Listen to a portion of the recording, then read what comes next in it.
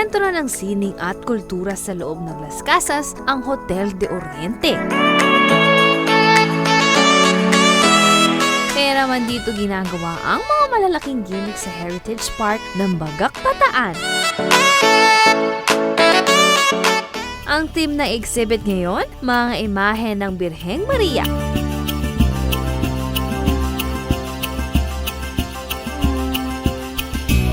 Ang ilan pala sa mga imahe na ito ni Mama Mary na ibinida sa exhibit ay halos 100 taon na.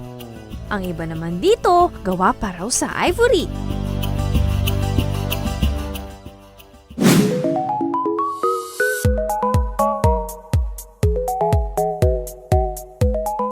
Bago magkaroon ng Binibining Pilipinas, Mutya ng Pilipinas, at kung ano na pang beauty pageant ay ang Queen of the Carnival o Carnival Queen. Pinakatampok na bahagi ng 2,000 kapistahan ng Manila Carnival noon ang pagpatong ng korona sa nanalong reyna. At bago ang Miss Universe, ang entertainment na ito ng paggandahan ang pinakatanyag na kasiyahan sa buong Timog Silangang Asya.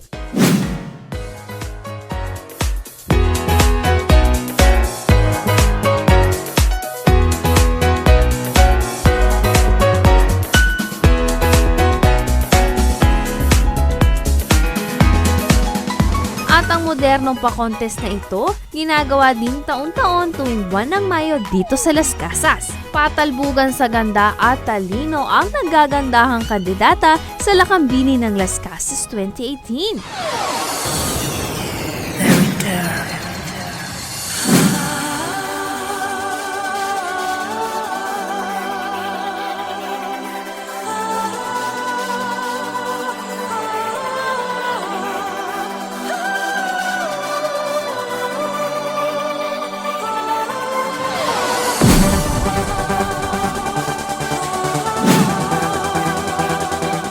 Suot ang tradisyonal na kasuotan, rumampa ang mga kandidata sa kanilang formal wear competition.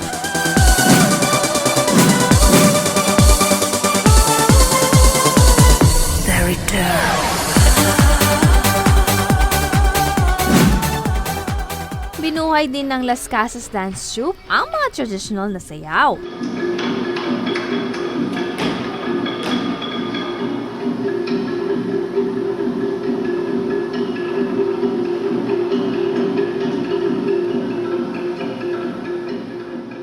Pero kasunod nito, sexy at bonggang pagrampa naman ang kanilang ipinamala sa stage para sa kanilang swimwear competition.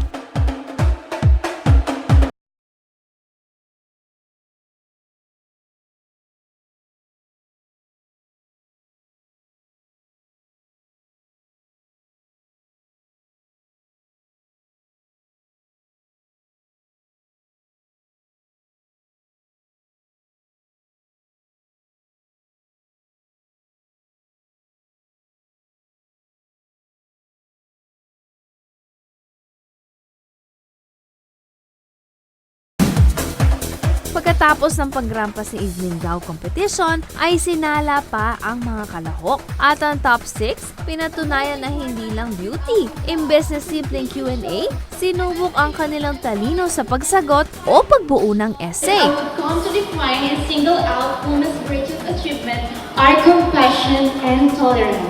And I believe that it is not a sign of weakness, but it's a sign of strength. And now, positioning myself to be the Carnival Queen Lakambini is indeed both an honor and responsibility.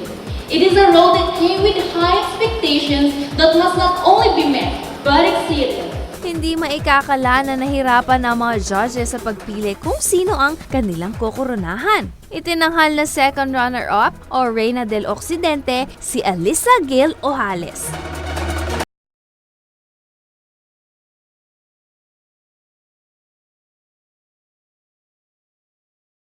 Runner-up o Reina del Oriente naman si Christine May Torres.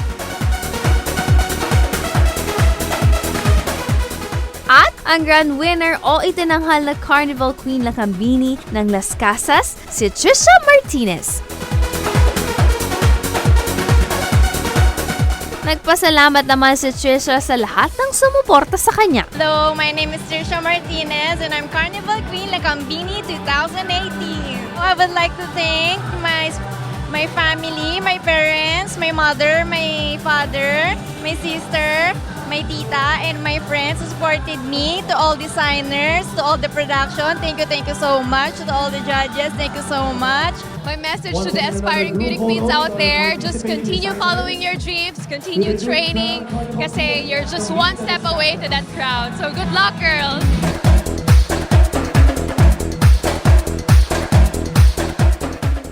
Let's call it a great and a wonderful day. Iba't ibang destination na naman ang ating napuntahan at kakaibang experience naman ang talaga nagbigay sa atin ng saya at relaxation. See you again next week para sa ating susunod na destinations sa Central Luzon. Ako si Andre De Suslabong. Tara, sama ka! Ito ang Trip, Trit at Gimik!